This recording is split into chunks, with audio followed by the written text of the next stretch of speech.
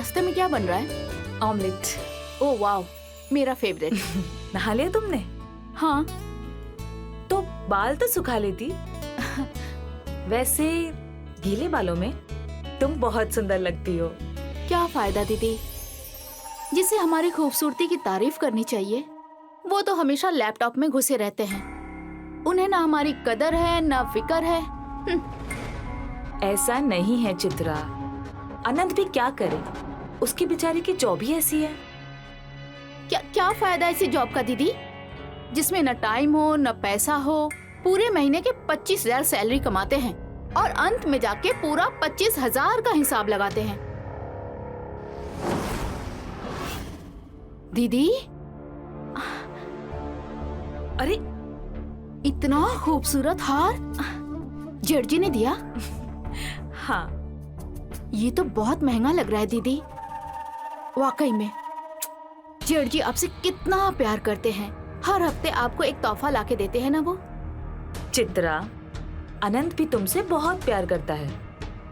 खाक प्यार करते हैं वो। आज तक हमको ना ढंग की साड़ी तक नहीं लाके दिए। आपको पता है, हमारे पास जितनी साड़ी है सब आप ही ने तो दी है। जेठ जी वाकई में आपसे बहुत प्यार करते हैं। अब देखिए ना, उनकी गवर्नमेंट सर्विस, ऊपर से अच्छी तनख्वाह, ऊपर से ऊपर की अच्छी कमाई। क्या बात है।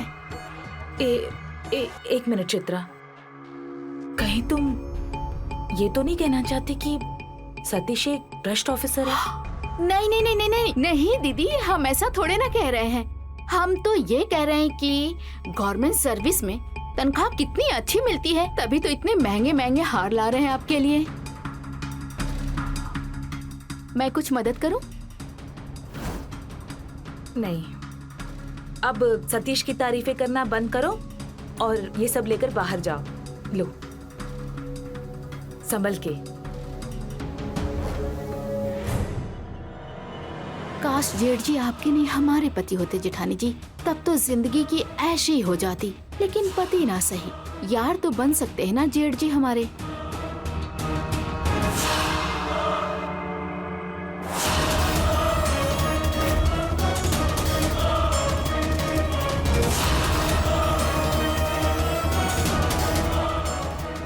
जेठ जी, आपके लिए जूस।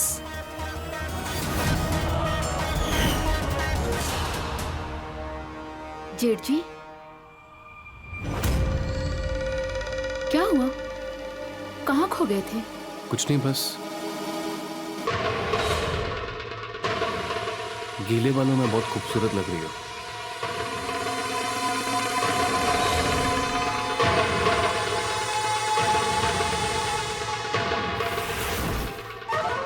सॉरी, कुछ ज्यादा नहीं खो गए आप? ऐसा लग रहा है जैसे तुमने पानी की बूंदें नहीं, अंगार बरसाई हो मुझ पर। ओह, शायराना, क्या बात है। दीदी जी के लिए सोने का हार और हमारे लिए सिर्फ शायरी।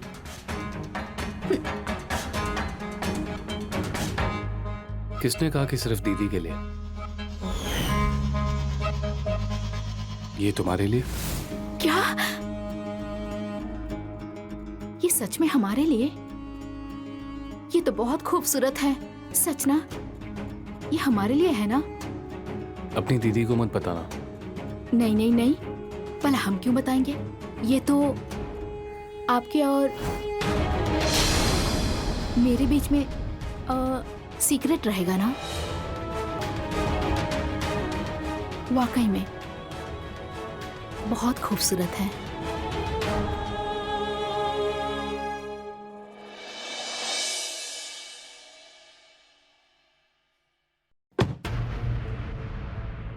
सुनो, जेठ जी तुम्हारा नाश्ते के टेबल पे इंतजार कर। हाँ बस 2 मिनट में आया। हमको एक बात नहीं समझ में आती।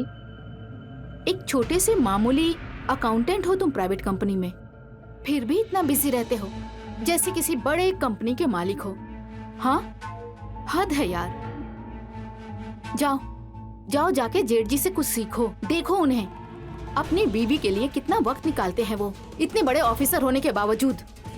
और तुम हो कि तुम कहना क्या चाहती हो? हम यही कहना चाहते हैं अनंत जी कि कुछ लाइफ में कर लीजिए। कब तक 25,000 पे जिंदगी जीते रहेंगे? हाँ, आप साहब बोलो, हुआ क्या है? तुमको पता है कल जेठ जी ने दीदी के लिए इतना महंगा तोहफा लेकर आए, सोने का हार। और तुम हो कि आज तक हमको एक चवन्नी का तोहफा तक नहीं दिए हो। कुछ दिए हो क्या? बताओ, दिए हो? चित्रा, तो मुझे थोड़ा सा वक्त दो, मेरा प्रमोशन होने वाला है। उसके बाद मैं भैया की तरह हर हफ्ते तुम्हें गिफ्ट ला के दूंगा। लाओगे ना तुम? लाओगे मसूर की दाल, मूंग की दाल, यही सब लाओगे हमारे लिए। अनंत, कभी खुद को देखा है मिरर में? आईने में खुद को देखा है कभी? थोड़ा सा भी चार्म नहीं है तुम्हारे में। छे, किस्मत हमारी ही फूट गई है। हमें तो अब लगता है कि हमने तुमसे शादी करके ही गलती कर दी।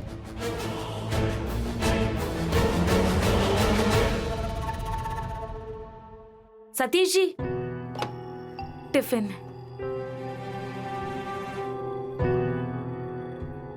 आज टिफिन खा के आना। कल की तरह पूरा टिफिन घर पे वापस नहीं आना चाहिए। अरे हाँ बाबा, एक बात कहूँ? हाँ, थोड़ा सीखो चित्रा से। वो कैसे हमेशा वेल ग्रूम्ड और सज संवर कर रहती है, खुद को देखो, हमेशा थकी आ रही। वो इसीलिए क्योंकि मैं घर का सारा काम करती हूँ और वो महारानी दिन भर सजने संवरने में बिजी रहती है। अरे तुम गुस्सा क्यों हो रही हो? मैं तो बस यूं ही कह रहा हूँ कि एक पति को अपनी पत्नी को सजता संवरता हुआ देख के अच्छा लगता है। अच्छा, चलता हूँ।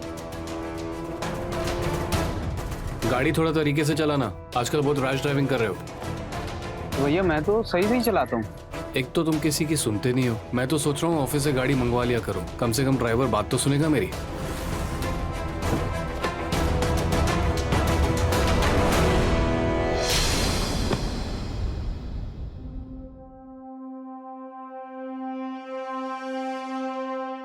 चित्रा,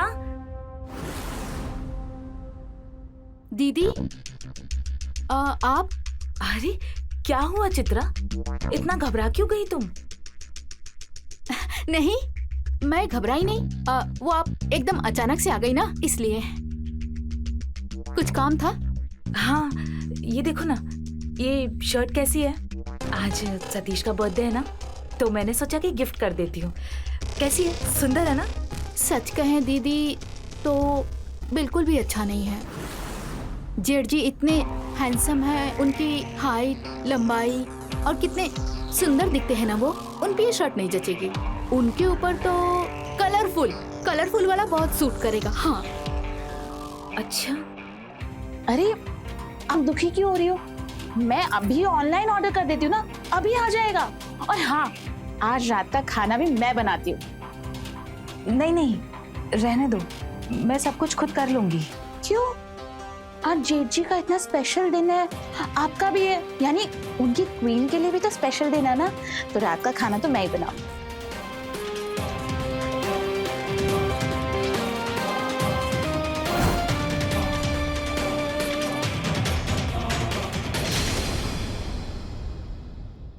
क्या बात है, आज बर्थडे बॉय बहुत स्मार्ट लग रहे हैं।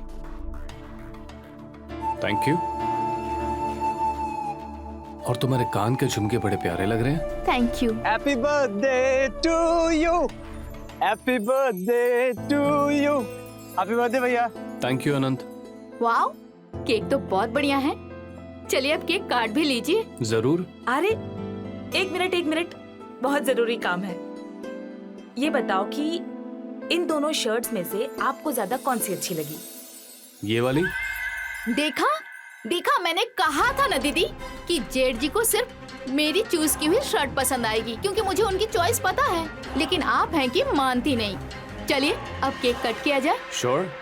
Happy birthday to you, happy birthday to you, happy birthday dear जेठ जी, हैप्पी बर्थडे टू यू। ये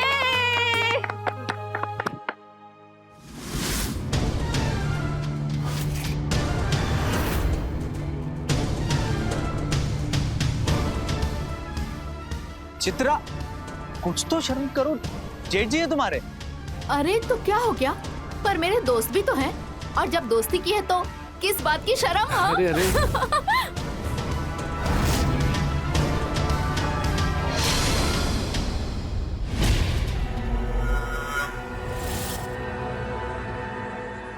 यहाँ आप? हाँ वो केक साफ करने आया था। मेरे वॉशरूम में पानी नहीं है और मुझे काफ़ी इरिटेशन हो रही है, तो अच्छा, आइए।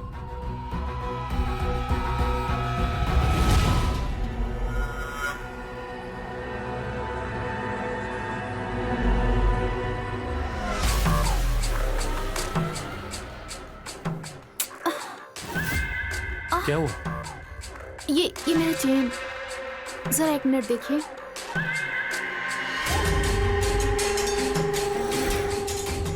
मेरा चेन भी आपके जितना मुझे सताता है।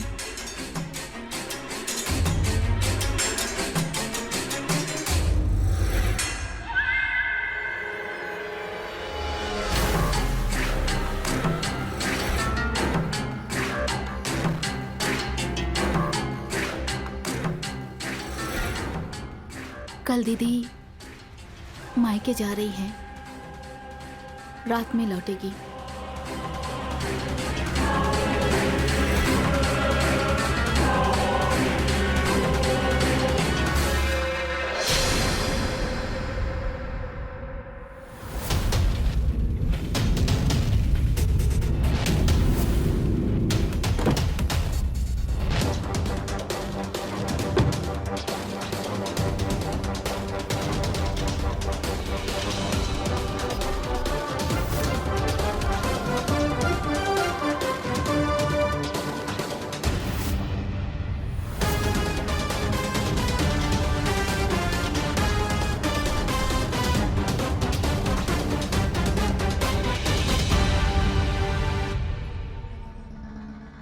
क्या हुआ? तुम्हें मेरा आना अच्छा नहीं लगा? मैंने ऑफिस से छुट्टी तुम्हारे लिए ही ली है। कुछ नहीं, बस हमारी किस्मत पे हमको रोना आ रहा है। देखिए ना, दीदी कितनी खुशनसीब है ना कि उन्हें आप जैसा पति मिला जो उनसे बहुत प्यार करता है, उनकी बहुत कदर करता है। आप तो हर हफ्ते दीदी के लिए कुछ न कुछ लेकर आते हैं, उन्हें महंगे महंगे तोहफे देते हैं, और एक हमारा पति, तोहफा तो दूर की बात, वो हमें टाइम तक नहीं देता है। ऑफिस में ओवर टाइम करते हैं, ऊपर से सैलरी सिर्फ 25,000 रुपए। वो कॉर्पोरेट में जॉब करता है, वहाँ ऐसे ही ओवर टाइम चलता है। पर हमारी लाइफ का क्या? हाँ, हमारी जिंदगी तो बर्बाद हो रही है ना। क्या हमारे कोई अरमान नहीं, हमारी कोई ख्वाहिश नहीं है क्या? उसका क्या होगा? उसके लिए मैं हूं ना, मैं पूरे करूंगा तुम्हारे अरमान और तुम्हारी ख्वाहिशें।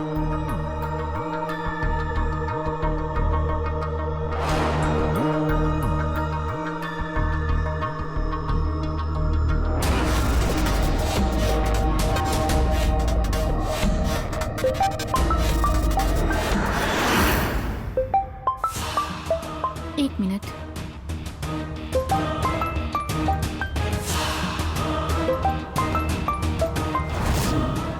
ये आदमी भी ना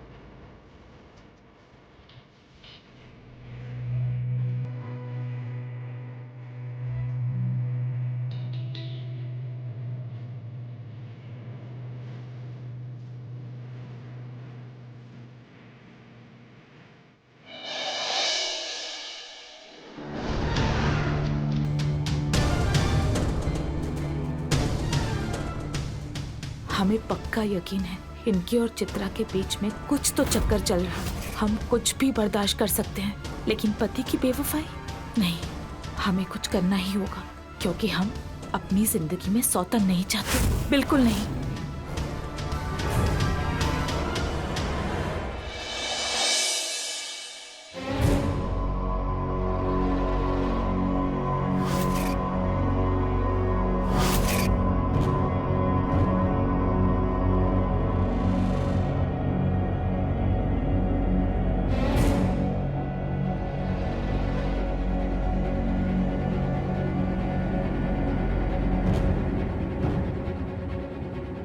क्या हुआ?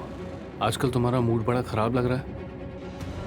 सतीश जी, मुझे आपसे कुछ बात करनी है। बोलो।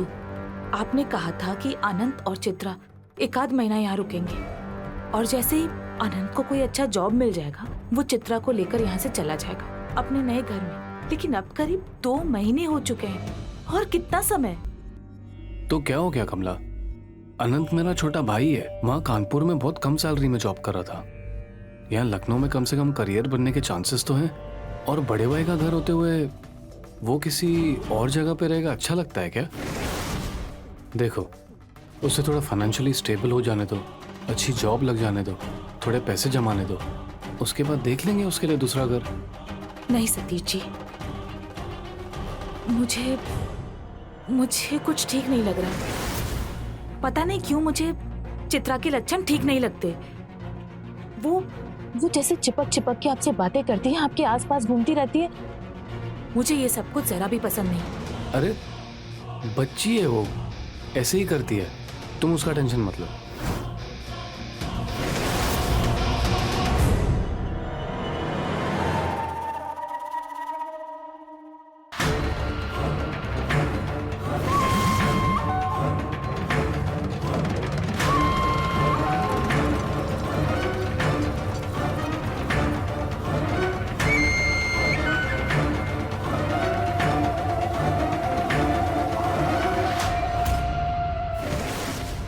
I'm sorry.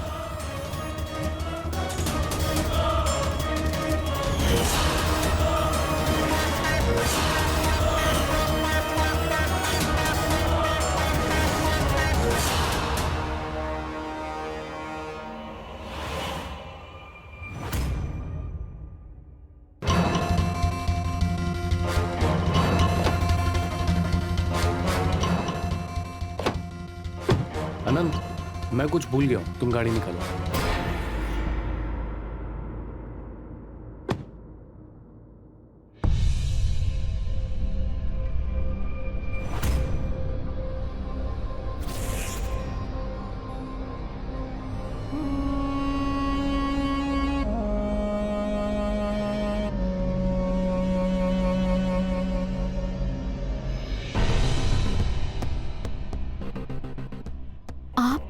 चित्रा, अब मैं तुम्हारे बिना नहीं रह सकता। सुनिए, दीदी आज दोपहर में डॉक्टर के पास जा रही हैं, 3:30 बजे।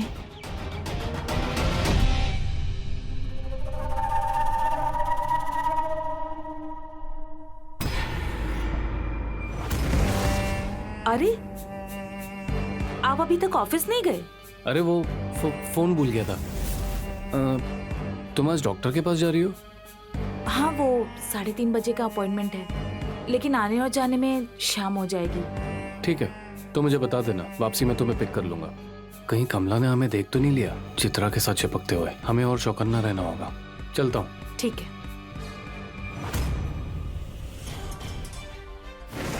लेकिन इन्हें कैसे पता चला कि मैं डॉक्टर के पास जा रही हूँ? मैंने तो इन्हें बताया ही नहीं था।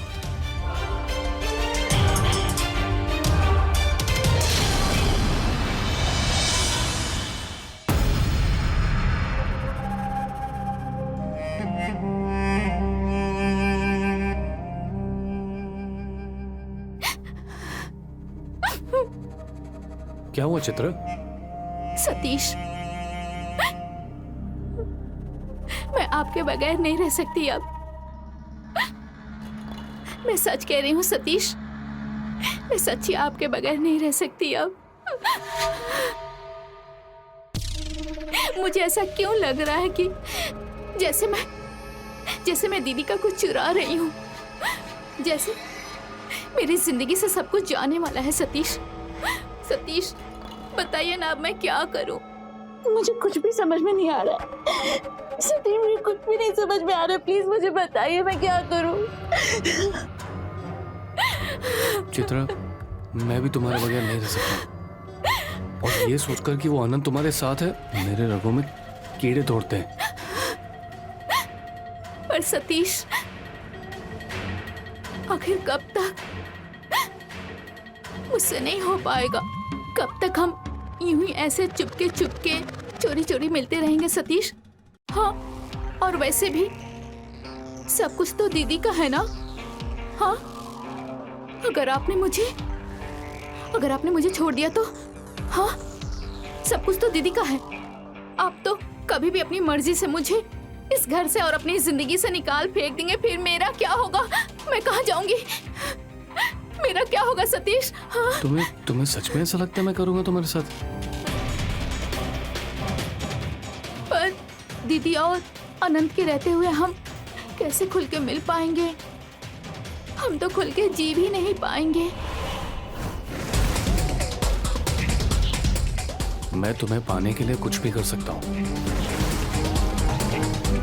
सच्ची ना? हाँ चित्रा।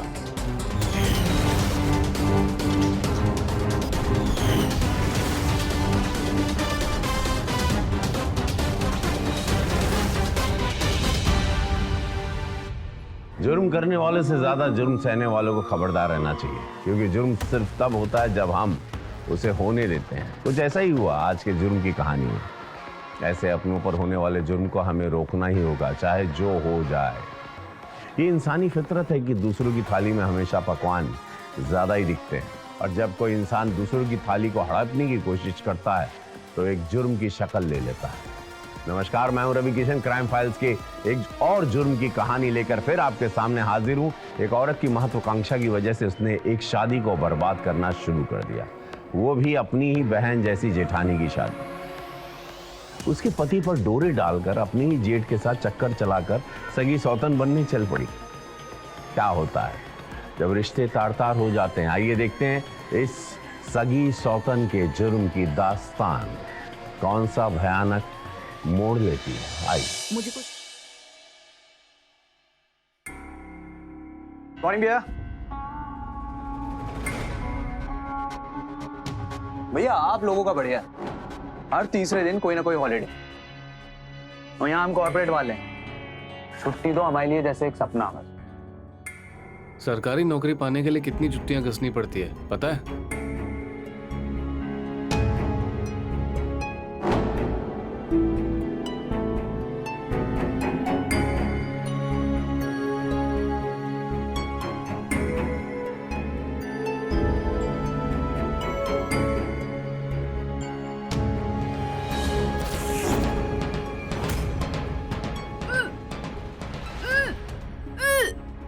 चित्रा, कमला ये देखो लीजिए। जरा। चित्रा, बैठो बैठो, वो देख लेगी।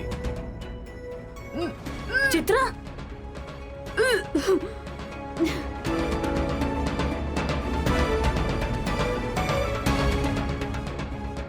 ठीक हो?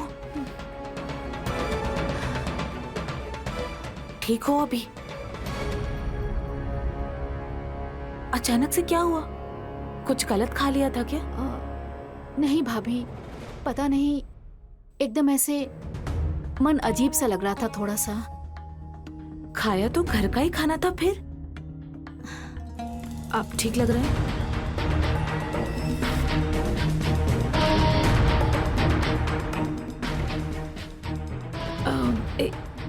एक मिनट,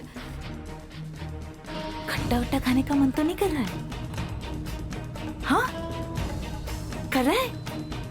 चलो फिर, ये तो खुशखबरी है।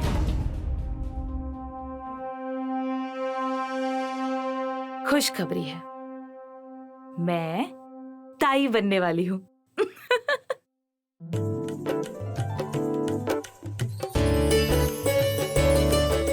भैया मुबारकबाद तो दे दो।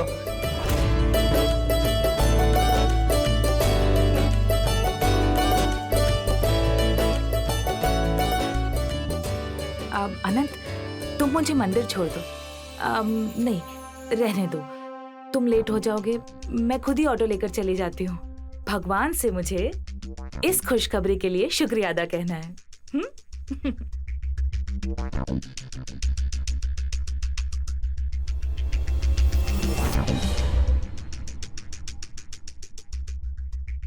चली? चलो, अनंत आते वक्त मिठाई जरूर ले लेना। वापस बधाई। बाय भैया। बाय चित्रा, आता हूँ। हाँ, अपना ख्याल रखना।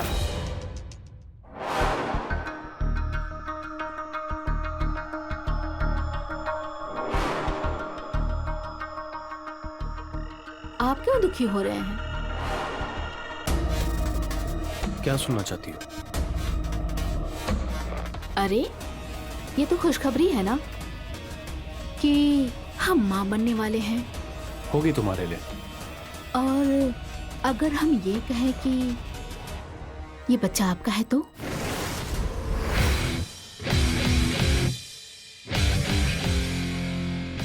सच चित्रा?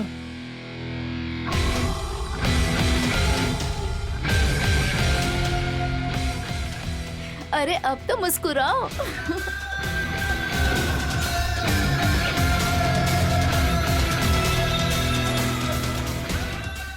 पापा बनने का सुख अपने हाथ से जाने नहीं दे सकता मैं। इसीलिए मुझे कमला और अनंत को रास्ते से हटाना पड़ेगा, ताकि मैं और चित्रा हंसी खुशी रह सके अपने बच्चे के साथ उम्र भर। और अनंत की मौत तो आज ही रात करवा के रहूंगा मैं।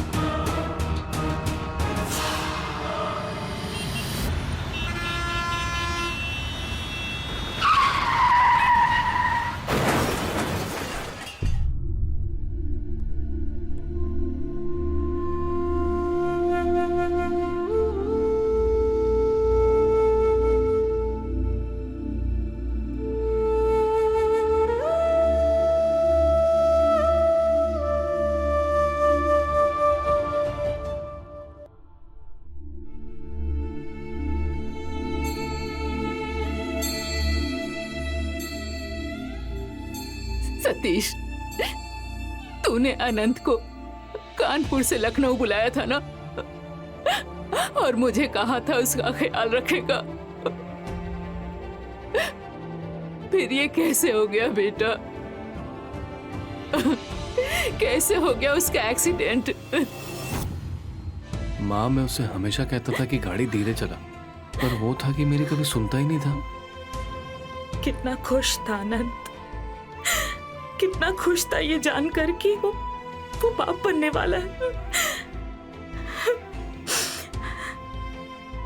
अभी 6 महीने भी नहीं हुए थे इनकी शादी को, और ये बेचारी चित्रा विधवा हो गई। अब इसका ध्यान कौन रखेगा? माँ, आप चिंता मत करो, मैं हूं ना।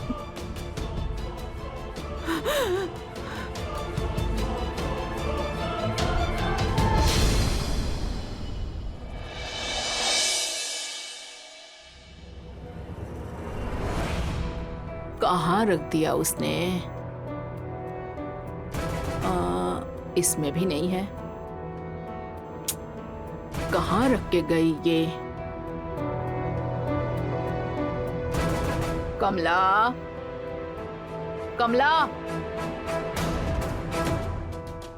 अरे हाँ, वो तो मंदिर गई होगी। चित्रा कहाँ चली गई? चित्रा, चित्रा, चित्रा, चित्रा, कहाँ चली गई ये?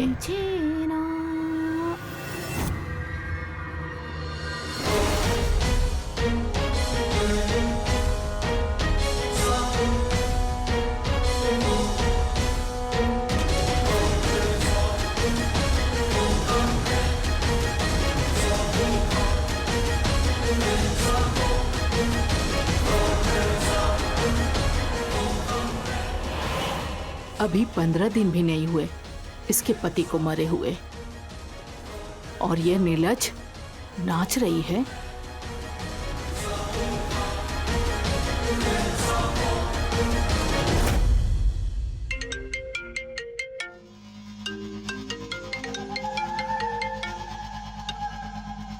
हेलो। मैं ऑफिस से घर आ रहा हूँ। अच्छा, बड़ा जल्दी घर आ रहे हो, पर इतना जल्दी घर आके करोगे क्या? क्योंकि पहले तो हमारी जेठानी जी हड्डी बनी थी और अब तुम्हारी मम्मी जी कबाब में हड्डी बन के बैठी हैं। मम्मी की चिंता छोड़ो, बड़ी तलब लग रही है तुमसे चिपकने की। ओह, तो एक काम क्यों नहीं करते, अपनी मम्मी जी को फिर से कानपुर भेज दो। अरे आज रात के मजे लेने दो, कल निपटारा करता हूँ अपनी माँ का।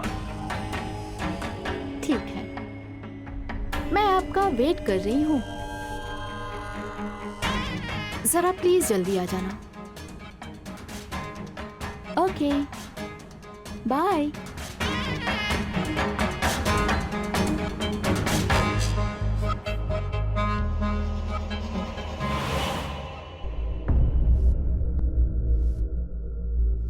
माँ, हाँ, कुछ परेशान लग रही हो? देखो सतीश, मुझे कुछ ठीक नहीं लग रहा है। अभी अनंत को गए हुए 15 दिन हुए और चित्रा हंसी ठिठोली कर रही है। माँ, मैं समझता हूँ,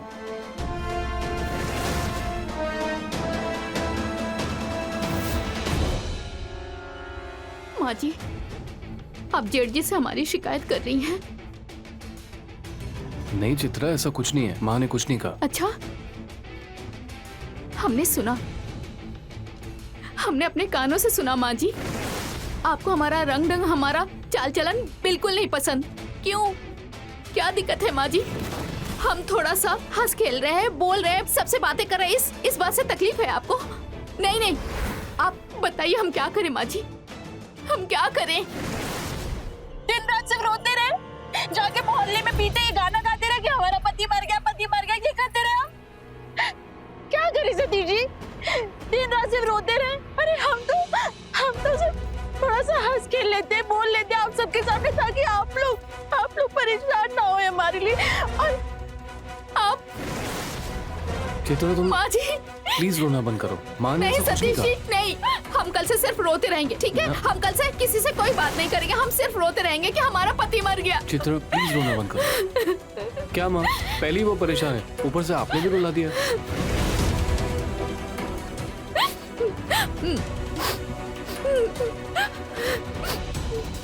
हमें माँ को कल के कल ही महीने के घर के खर्चे के पैसे ना भेजने की धमकी देकर यहाँ से कानपुर भेजना पड़ेगा, क्योंकि मैं नहीं चाहता कि मेरे और चित्रा की मोहब्बत के बीच में कोई आए।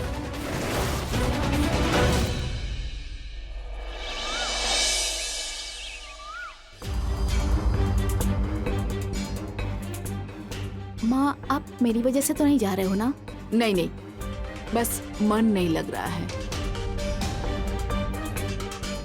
खुश रहो, खुश रहो। चित्रा, गाड़ी की चाबी अंदर रह गई है, लेकर आना। दीदी, हम लेकर आते हैं चाबी जेठ जी को, आप यहीं रुकिए।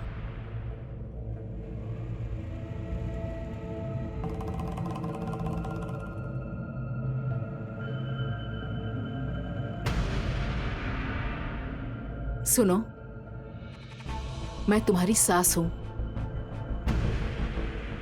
वो मेरा बेटा है, तुम मेरी बहू हो। वो भी मेरी बहू है।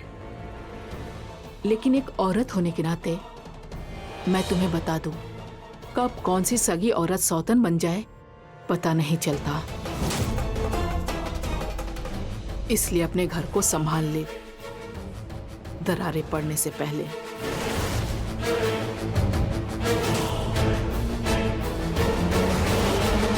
जुर्म करने वाले की सोच की दाद देनी पड़ेगी। न जाने क्या सूझता है उन्हें कि इतना बड़ा जुर्म कर लेते हैं, वो नहीं किसी मासूम इंसान की जिंदगी दांव पे लगाकर। एक बार भी नहीं सोचते कि उस मासूम इंसान पर क्या असर होगा उसका। हमें ऐसे ही जुर्म करने वालों से दूरी बनाए रखनी और अपनी जिंदगी को सुरक्षित रखना है। किसी पर अंधा विश्वास नहीं रखना चाहिए। देखा आपने कैसे सतीश और चित्रा हवस की गहरी खाई में गिरते चले गए, संभल ही नहीं पाए। सतीश को चित्रा की आदत होने लगी और वो रोज कोई ना कोई बहाना बनाकर अपनी पत्नी कमला को कुछ घंटों के लिए घर से बाहर रखने लगा और इन्हीं कुछ घंटों में वो चित्रा को मिलता था। ये सिलसिला हफ्तों चला। चित्रा ने सतीश को जैसे पूरी तरह अपने वश में कर लिया। जहां सतीश को सिवाय चित्रा के कुछ नहीं दिखाई दे रहा है, वहां चित्रा के मंसूबे वो सब पाने को होने लगे थे जिसके लिए उसने रिश्ते की मर्यादा तोड़ी, अपनी ही जेठानी को दांव पे लगा दिया। हवस पाप। आइए देखते हैं कैसे। गाड़ी के पीछे के दोनों बैक टायर पंचर है। अब क्या होगा? माँ को स्टेशन जाने में देरी हो जाएगी तो? अरे रिक्शा में छोड़ देंगे। आओ माँ। Good morning sir. मैं बस ऑफिस के लिए निकल ही रहा था। एक्चुअली माँ को स्टेशन छोड़ने जा रहा हूँ। बताइए ना, कुछ अर्जेंट? ठीक है, मैं देखता हूँ। कमला, तुम माँ को रिक्शा से स्टेशन पे छोड़ दो। दिल्ली से कोई बड़े ऑफिसर्स आए हैं, मुझे जल्दी ऑफिस जाना होगा। अच्छा ठीक है, मैं माँ को छोड़ देती हूँ। ठीक है माँ, अपना ख्याल रखना। खुश रहो। चले हाँ चलो, बाय माँ। बाय।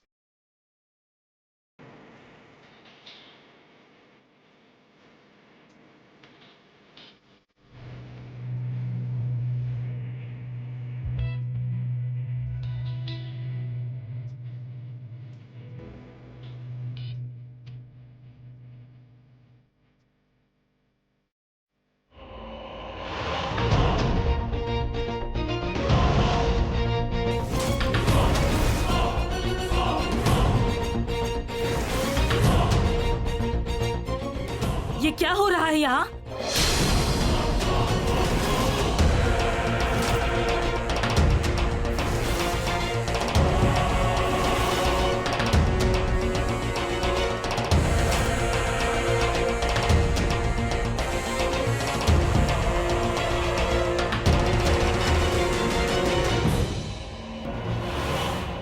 भाभी भाभी चित्रा, तुम इतनी गिरी हुई हो, ये मुझे आज समझ में आया। अब तुम मेरे इस घर में एक पल और नहीं रुक सकती। निकलो यहाँ से, मेरी बात निकलो। सुनिए।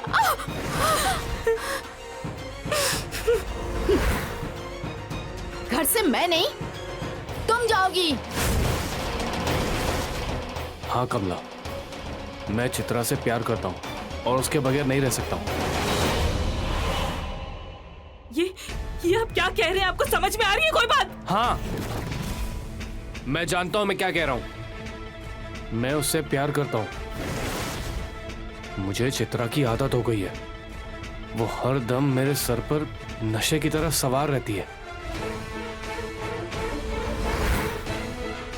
इसे पाने के लिए मैंने अपने भाई को तक। भाई भाई भाई को क्या? भाई को क्या? क्या क्या भाई को? हाँ, मैंने पूछा भाई को क्या? मैं बताती हूँ। हमने आनंद जी की कार की ब्रेक की वायर काट दी ताकि उनका एक्सीडेंट हो जाए और हमें छुटकारा मिल जाए ताकि हम दोनों पूरी जिंदगी साथ गुजार सकें।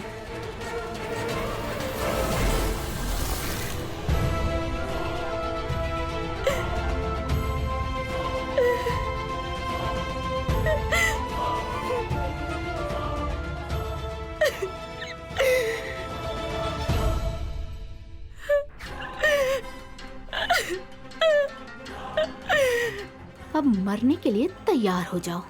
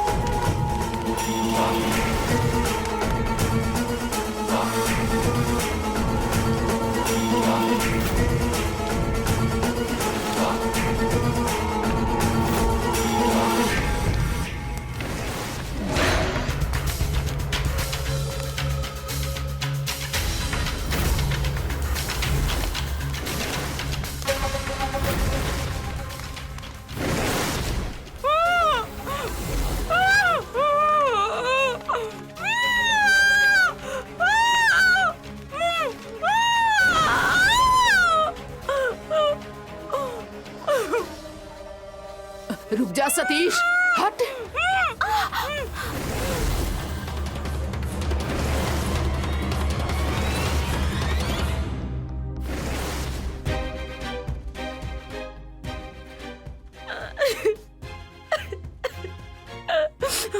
माँ जी, इन दोनों ने मिलकर अनंत को भी मार डाला।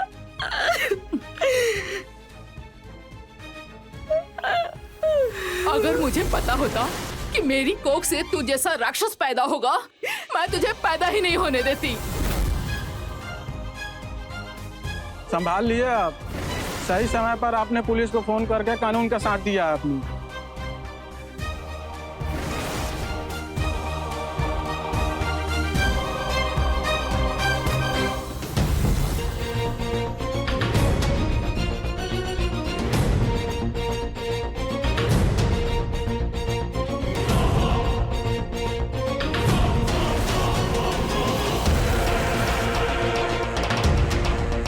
साहब, कोई गलती मत करना वरना शूट कर दूंगा। ले चलो सबको।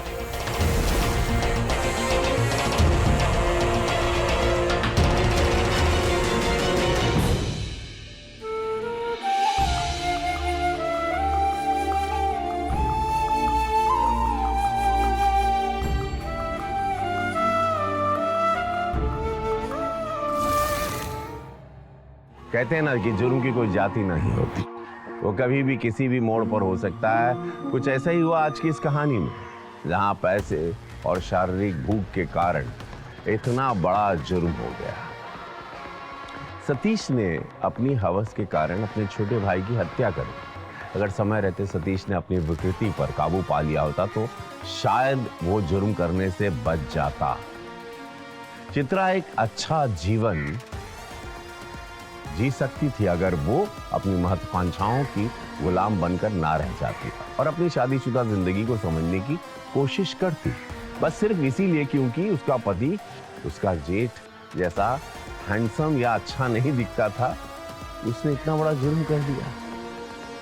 याद रखिए, हमारा समाज कुछ मर्यादाओं के धागों से बंधा हुआ है, ये भारत, और जब तक हम इन धागों का सम्मान करते हैं हमारा जीवन सुखमय रहता है। और इसी बातों को आपके पास छोड़कर अब लेता हूं आपसे अलविदा। फिर मिलूंगा क्राइम फाइल्स के अगले एपिसोड में क्राइम की नई कहानी लेकर। तब तक रहें खबरदार, बने होशियार, देखते रहें मेरे साथ क्राइम फाइल। जय हिंद, भारत माता की जय।